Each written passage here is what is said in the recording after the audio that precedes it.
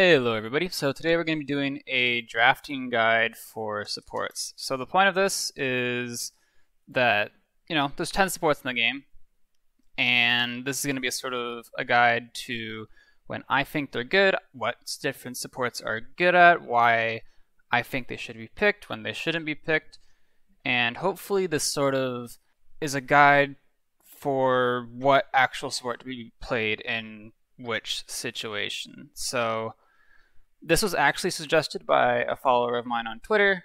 I ran a giveaway for who would have the best video suggestion, and they won an event pass because this was a really good suggestion, and it's making a video now. So follow me on all the social medias and shameless plugs, and it's my own channel. I can do what I want. So let's open up with Corvus, and I really don't like that this starts with Corvus because a lot of reasonable people think this character is just pure garbaggio, right?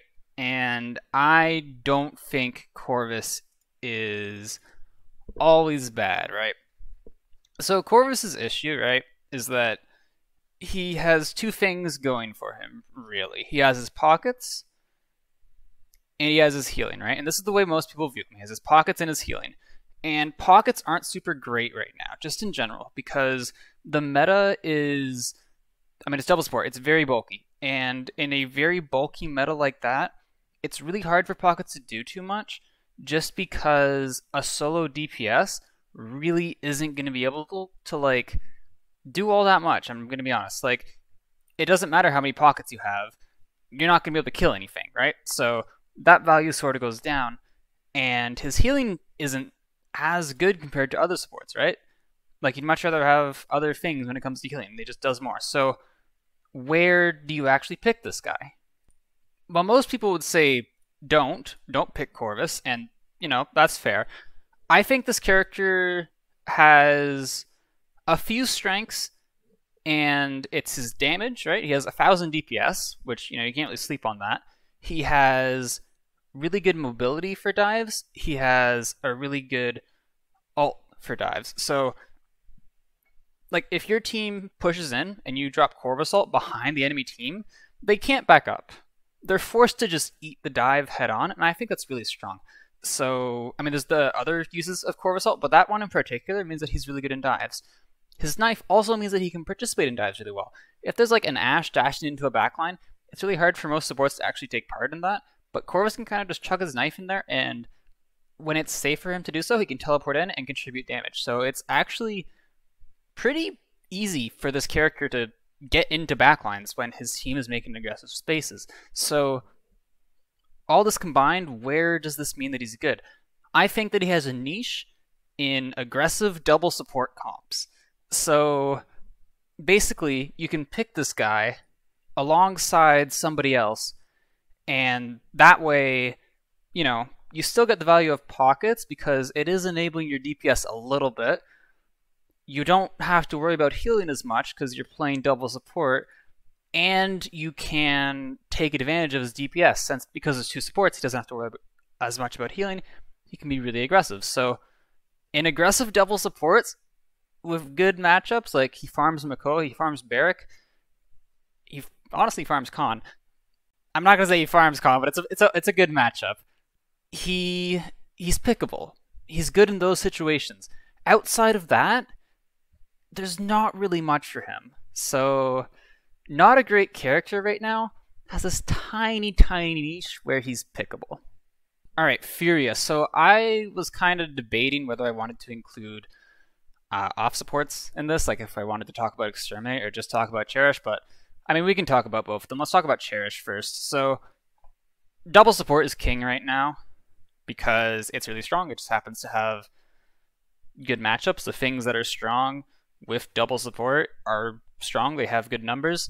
So Furia is really, most often, she's going to be played as Exterminate, and she's really good at Exterminate. You can pick her early.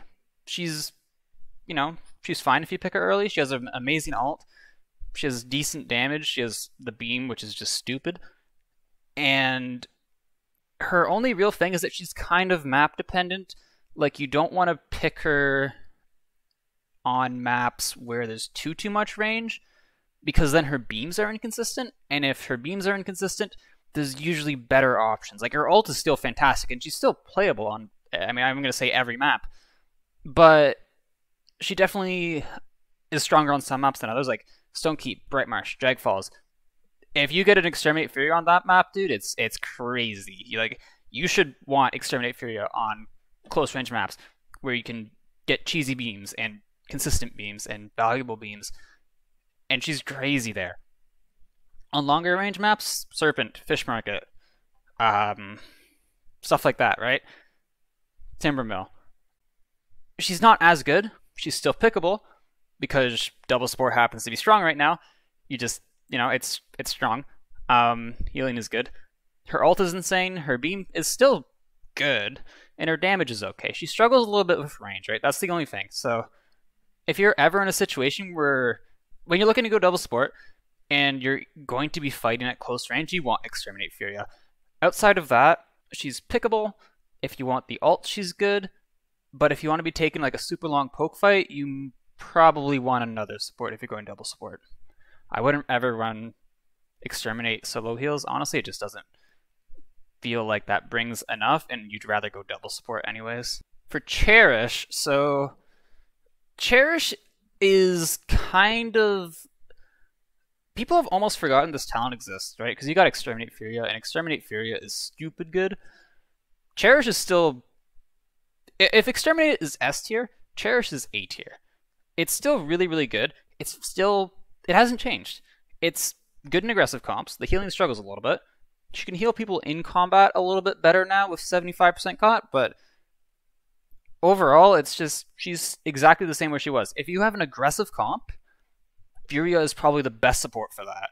Like, maybe not the best, right? But she's always going to work well. If your team wants to, like, get in there and go fast, Furia is just fantastic for that. Her ult's good, her mobility's good, her damage is good, her CC is good. Like, everything... This character is designed to be aggressive. So if your team wants to be aggressive, then she's fantastic. If you need a bit more healing, there's better options, and she's not the only support that works in aggressive comps, and a lot of the time she is going to be played as a Exterminate, or she's going to be banned. So actually having a good Cherish game is pretty common. Having a good Cherish game where you get to go Cherish is kind of rare, but it's still good when you can get it. For Grohk. Okay, Grohk is a bit of a weird one, right? Let's talk about Maelstrom first. If you get a good Maelstrom game this patch, I think you just win. I don't think... I think that's just it. Like, I'm not even gonna lie to you. Like, this character is stupid right now, right? Again, we talk about double support. Grohk has an ult that's almost as good as Furia, right? It's still a team fight winner. He has really good damage. He has really good heals, right? It's not like team-wide heals, but Maelstrom Grohk will keep like himself and a tank alive. And he just does so much damage, and he will never die, and he will just pump up damage, and he will farm his ult, and he will hit that ult, and he will win fights, and he, like, dude, if you give up a good Maelstrom Grohk, if you get to play Maelstrom Grohk, like, you can't play it as solo healer, but if you get to play Maelstrom Grohk as a DPS dude, go for it, like, 100% of the time, every time. Like, if you can go Maelstrom Grohk, go for it, do it. If this character somehow gets through bans, like, pick him, right, which brings us to Totemic Ward, which... is sort of like the Furia thing, right? It's sort of Furia without the beam, but a bit more healing. So this character, I'm not gonna lie, man, I don't think this guy can work as a solo support. Let's talk about the DPS version first. So it's just... it's very simple. He's a lot of healing, he's a good amount of damage, and he's a team fight winning ult. And that's Grohk. It's like the healing is just crazy, right? You're gonna pick him if you can. He kind of struggles with range, but that barely matters because even if you're getting shot from range uncontested, you can just plop like 7 totems down and live through it. Like, this character is stupid right now. So if like, it's at the point where if you can pick this character, do it. Like, there are some maps, Fish Market, Timbermill, you could maybe get away with not picking him. Maybe. Even then, this character is so stupid. You might want to pick Grohk on, like, Fish Market, which is never something you'd hear before. So, like his character's just stupid because it doesn't matter what his matchups are because he's just so overstated. He's so overstated that it doesn't matter. It's like, well, I can just outrange him and shoot him, but he heals through it. Or yeah, but we have a complet as well into Grohk. Yeah, but he heals through it. But we have Dead Zone. Yeah, but he heals through it somehow. He found a way. Just if you can pick Grohk and you feel comfortable with Grohk, pick Grohk. This character does not get through bans in my games. I'm not allowed this character through bans. As a solo healer, I don't think he can work. I'm not gonna lie to you. I don't even think that you should try to play him as a support. I think this character should be strictly DPS. You can play him in double support. Him in double support is like mandatory, right? If you're gonna play Grohk, you need another healer. You need another support. But trying to make this guy work as a solo support is really tough because, again, your job is just support. Your job as a support is to enable your team, right? And in double support, that changes a little bit. But if you're trying to play this character as an actual support, it's very hard to actually keep people alive because people generally don't want to be standing still in small areas. That's just asking to like get surrounded and get shot at, and it's just generally bad, right? And like you can heal through that, but you don't want to have to heal through it. You want to be like controlling the map and stuff and moving around and rotating and all that good stuff. So it's okay. Like you just need another support. Like you can play a more Healy style. Like if you're on like Ascension or something, you have a term. Yeah, you can like sort of play like a duo, but I'd still consider that like a DPS role. Like you can have two off supports. Grohk should never be a main support. He can't keep a team alive. Like he can, but it's just, the healing is so awkward. Like your team has to play around it, and as a support, you don't want your team to have to really play around you that much. And Grohk requires the team to play around him so hard that it's really not worth it. Especially when you can just like pick another support, and Grohk immediately just like goes up 7 tiers and like wins the game for you. So don't play him as a main support, but if you can pick this guy, pick him as a DPS 100% of the time. Grover is probably the... I don't know if he's the strongest support in the game because Grohk exists, but he's definitely the strongest like main support in the game. So Grover has a few things that make him strong. The biggest is his range and his ability to contest DPS. So this has sort of always been the case for Grover, is that he always has had this range and its ability to contest DPS. But with Rizal being where it is, pretty weak, Deep Roots is just popping off, and it's really hard to play into as a DPS because Grover has the sustain to stay in pretty much every fight. So he's just gonna like he's gonna win the fight eventually. Like eventually, the other team's DPS will have to back up from a Grover, unless it's like a Kinessa. But like anything else in the game, Grover will win that fight eventually, which is kind of stupid. So, and he has pick potential. Like taking that fight in the first place for the other team's DPS is risky. So yeah, this character is definitely very, very strong. He has enough healing to keep a team alive by himself. But if you want to play double support with Grover, he's absolutely okay with that because he has that range. So you can, pick Grover plus like whatever, right? And the Grover can sort of play more DPS style and still heal, right? Because he is in an AoE, he heals in an AoE, he's gonna heal things just by existing. And he does a good job of healing things. But he's gonna be able to, pretty much play like a DPS. Like it's really doable this patch to just have 2 supports and have them both play like DPS, and that's enough healing. That's more than enough healing. That's a ton of healing still. And you just pretty much have 3 DPS. It's actually crazy. So you basically just want Grover every game that you can play Grover. He's kind of comp dependent. Like if your team is really spread out, you might not want Grover, or you want to pick another support alongside the Grover. Like if you're on Splitstone, which is traditionally a pretty bad Grover map, you can still play Grover. You just need another support to patch up that weakness so that the Grover he doesn't have to be like flying around the map the entire time. Like I said, like supports are there to support their team. If you have another support, then they can both sort of support their team, and it's like half and half, right? If you're like a solo support, maybe like 20% of your gameplay is like you doing things, and the other like 80 to 90% is you enabling your team, right? But if you're running if you're running double support, it's sort of more 50-50 split, right? So the Grover will spend like half the game enabling his team and half the game doing things himself. So letting the Grover do that is good. He can do that in solo support too. Like Grover is definitely more DPS oriented for the supports, but yeah, overall, just like this character is stupid. His one weakness is that, like, again, he's sort of comp dependent, so you can't play super split with him.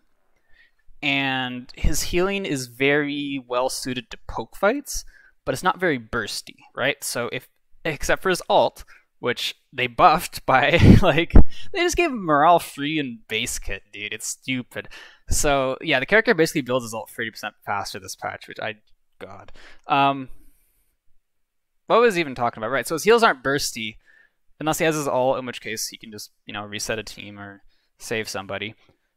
So if you have like an Inara or something that needs a lot of healing, Grover's kind of going to struggle to support that unless you pick double support. So really, double support kind of patches up every single weakness this character has, which is kind of stupid.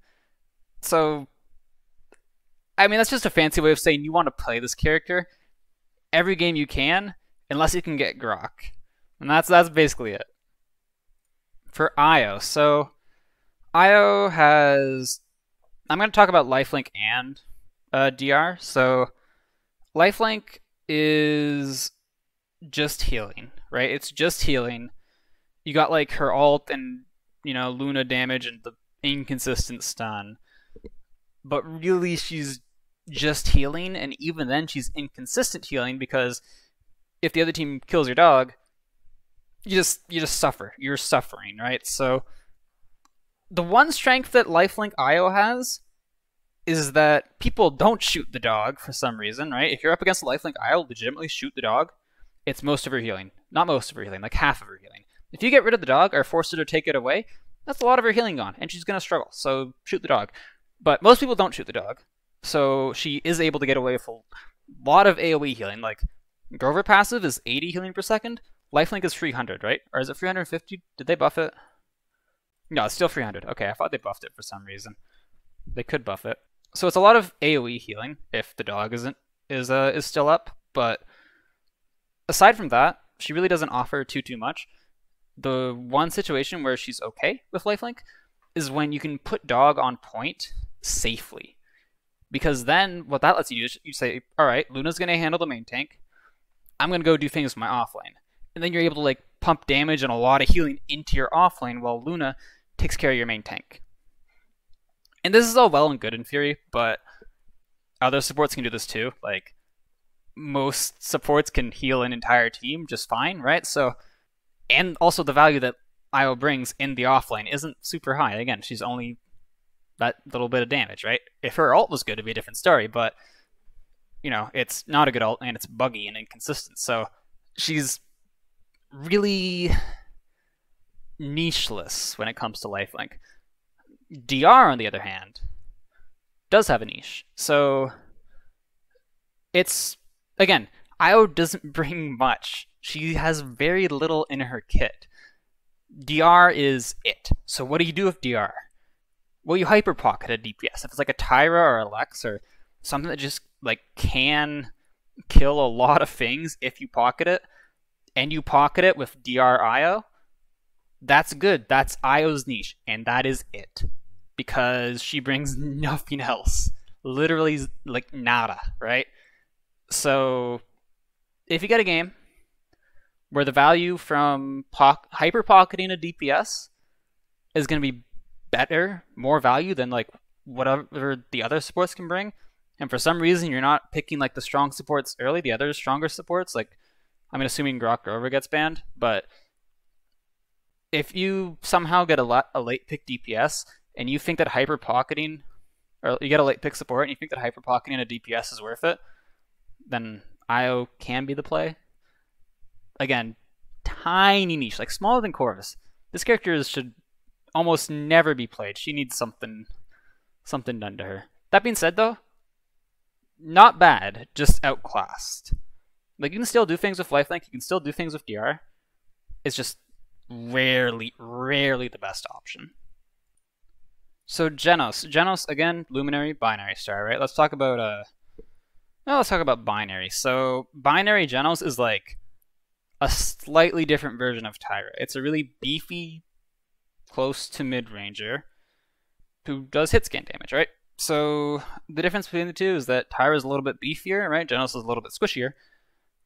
Jenos can heal, right? So Jenos is going to be played when you want damage and you want double support, and that's kind of it.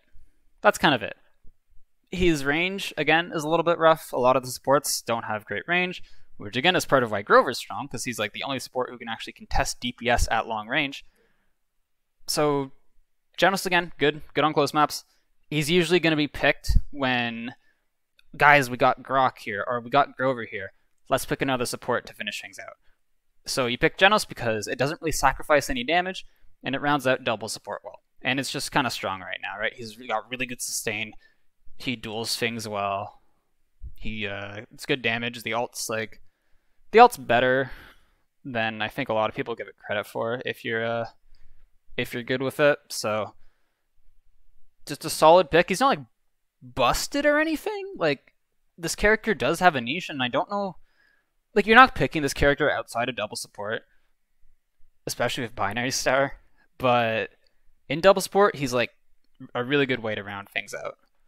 For Luminary, so we talked about Corvus and how pockets just really don't have a place in this meta, because even if you do pocket something, it usually has a really hard time killing something. And that's pretty much how the Luminary works. You sacrifice a lot of healing, especially because the other team's probably going to have double support or a really beefy comp that's going to be really hard to punch through, and that like 15% extra damage isn't usually enough. It's not enough to punch through, to burst through the other team's sustain. So Jenos is just, he's fine. He does what he does. If you got a game where the team like doesn't have a super sustainy comp and like you can get away with less heals and your team can use pockets, then he could maybe be picked. But other than that, like, no. This character is not really that good, honestly. Just in this meta, though. Like, the meta shifts and this character doesn't get changed. Like, he could easily go up a few tiers.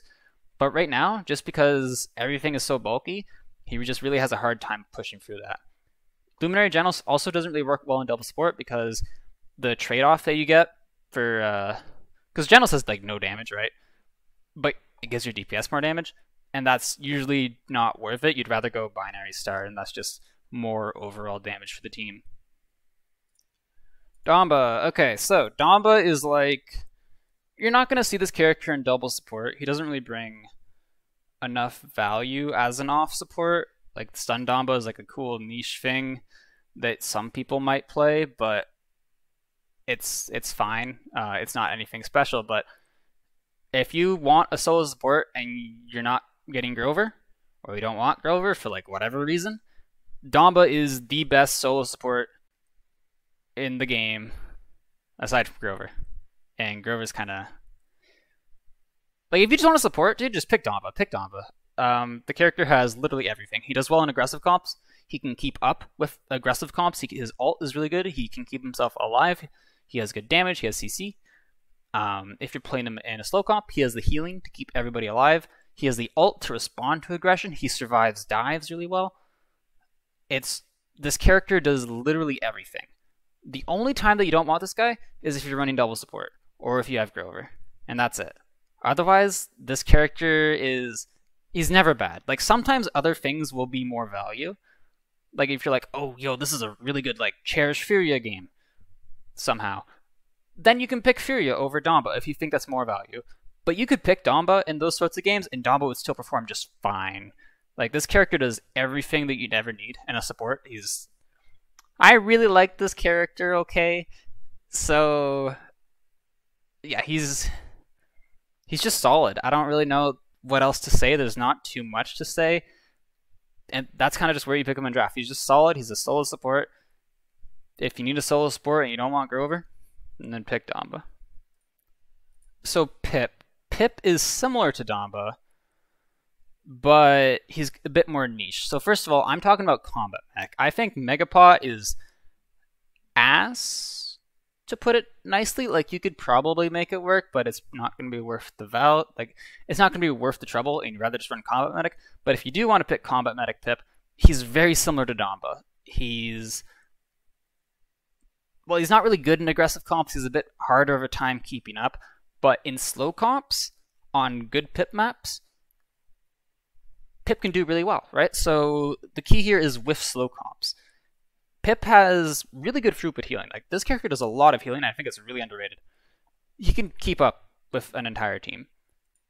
So you want him when you're playing slow, because his ult farms tanks. Like, his ult is just so good. His ult is better than Damba's. So, like, the difference between the two, and I made a whole Pip guide and I made this point, but the difference between the two is that Damba ult, once Rizzo comes online, can't do anything against tanks.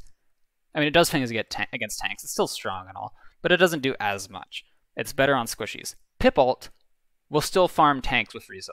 So that's the difference right there. If you want to farm tanks, you want a throughput healer, right? This character, I mean, you could run Catalyst, but that's like strictly a DPS thing. You don't pick Catalyst ever for the healing.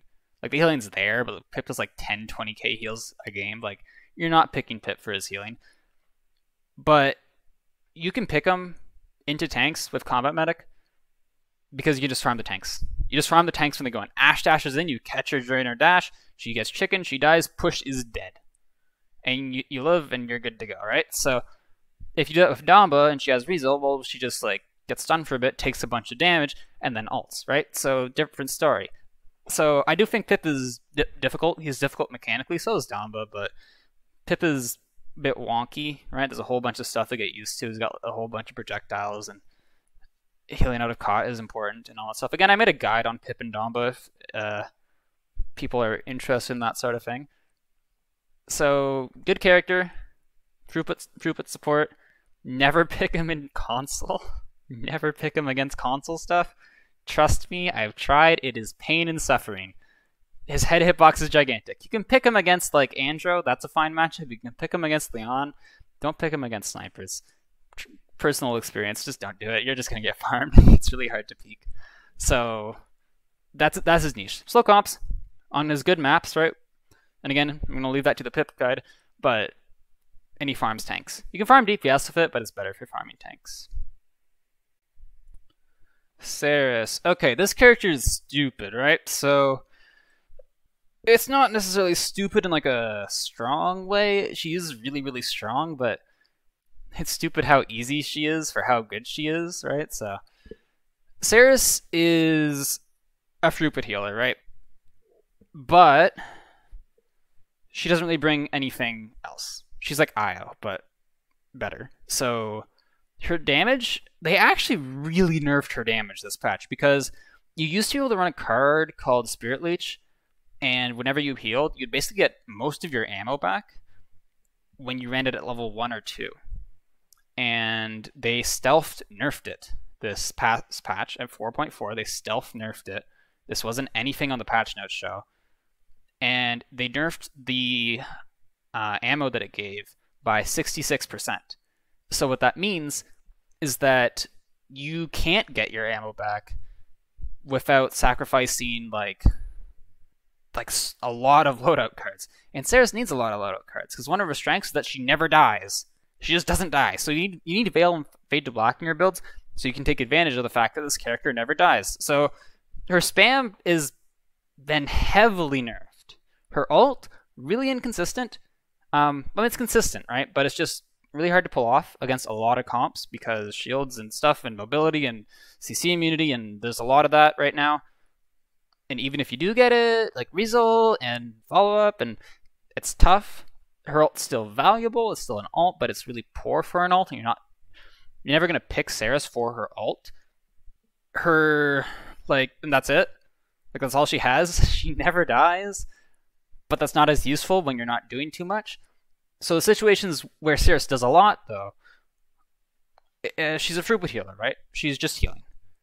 So the way she heals, though, early game, she can get around. She can get away with pretty much anything, right? She can get away with anything. She can keep anything alive. She's just, if you want to support, if the game was one round long, you could pick a support, it'd be Seris. Seris is probably the strongest support in the game early game. She falls off later, not because of the amount of heals that she does, but because of the number of heals that she needs to put on different people to keep them alive. So what I mean by that, right, is let's say you have like a flank, you have a main tank, and you have an off lane, and you need to keep all of them alive. So you're going to hit the flank with a heal. You're going to hit the main tank with a heal, the off flank with a heal. Maybe go back to the main tank, maybe back to the off flank, go back to the flank, right? And that's how you're going to be, managing your heals. You're going to be giving different people heals at different times. Now, that works round one because you only need like one heal per person because you just heal them right back up. But later rounds, you need maybe 2 or 3 heals, right? So you're going to heal your flank, maybe heal your offlane, then you have to heal your offlane again, then you need to heal your main tank 3 times, but then you need to heal your offlane again, you need to heal your offlane 3 times, then your flank is getting stuff, and then your main tank, like, it gets really difficult to keep people who are really spread apart alive as Seris late game. So unless you're planning to like win the game in like 6 minutes, I would recommend picking other things to keep more spread teams alive.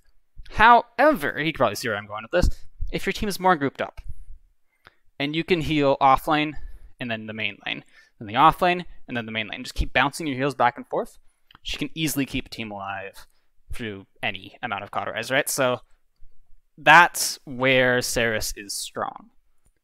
If your team is grouped up and you want just a lot of heals and not really much else, Seris is perfect.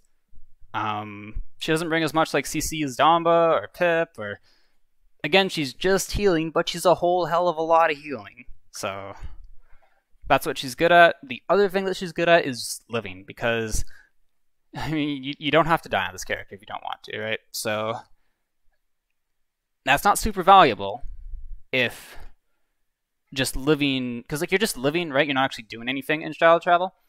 So like stuff like Damba and Pip is usually better into aggression, because then you're actually like, doing something about the dive. I'd much rather like the other team be chicken than I'd be in Shadow Travel, Or I'd rather the other team be feared than I'd be in Shadow Travel, just because like then I'm actually like doing something. It's kind of hard to carry on Seris, to be completely honest. So, but she does live. So if you just need to live in your backline, if it was like a solo ROM and your team is really aggressive, then that's fine. Actually, she does really well with aggression too, because she does have that like really high throughput heals, right? So if you can, let's say you have a Vora and your Vora goes in, and you hit a heal on your Vora as she starts taking a fight with the enemy backliner, she's going to win that fight. She's just going to get hard-pocketed through that, and unless she misses every single shot, the Vora's going to win that, right? So she works really well with aggression. I think that's another time you want to pick her, but overall, it's like if your team is grouped up and you just want a whole heck of a lot of heals and not much else. Alright, Ying. So Ying is like the backup throughput support right now. You never really want Ying, ever.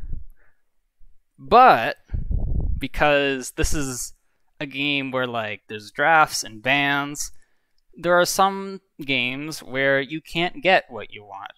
Maybe the other team, maybe Grohk and Grover are banned and Damba's gone, and your team is going to be playing split. And so you don't want Seris. Well, then you can pick Ying. Ying is perfectly fine right now. She's not super strong. Her healing's a little less than everyone else, but it's still plenty to keep a team alive when you're going life exchange. So she's fine. That's really all Ying is. She is okay. If you want to support and all the stuff that is above her is gone or is not really the best option because of like some niche scenario, you can pick Ying and just be fine with it. Her ult is really good. Her mobility's good. I mean, she's just kind of healing, right? But her ult being so strong gives her something else to... She's not just healing, she's also her ult, which I know is also just healing, but like having good heals and then good ult, I feel like are two separate things. So yeah, she's pickable. I never want to pick her, but if I had to pick her, I would. You could run Focusing Lens if you wanted as an off support. It's definitely got a bit more range than some of the other off supports. Um, it's fine. It's got a better ult than like a Jenos. Jenos is the main one that Focusing Lens is going to be contesting, and they're both going to be looking to fill the same sort of niche. So it's fine. Focusing Lens is fine. I don't think I'd ever pick it like super early. Again, it's like you'd pick Focusing Lens to round out a double support comp, and it does fine there, but it's not something you're going to be picking early. And that's going to do it for the support drafting guide in 4.4, whatever I make the title of the video. So yeah, go like follow the Twitch and the YouTubes and the Twitters and all that good stuff. Hope everybody enjoyed. If you got any more video ideas, by the way, I'm always like looking for them. Especially ones like this that I could just kind of sit down and record, because most of you guys want like guides and stuff. Like, oh my god, dude, there's so much editing and stuff. Like editing those sorts of things. Dude, do you have any idea how much time it takes to like in that one video that I made about 90% cop, man, I had put like a little image of Rejuvenate Spain. It took me like 10 minutes to like find the image of Rejuvenate on the wiki and then save it and then import it and then like scale it down and make it all right and then get the time. Dude, there's so much in editing, I swear to God, and it's just like I just want to be able to do editing faster. Because there's so much good stuff I'd love to make, but it's just I can record it. I'd love to like make stuff, but it's just like dude, script writing and editing just like it turns into work sometimes. Anyway, that was a nice tangent that I wasn't planning on doing. Hopefully this video helped. I hope it was fun to watch. And yeah, I upload new videos every Saturday. I stream every day at 8 EST. So yeah, go watch content. Anyhow, I'll see you guys in the next one. Bye-bye.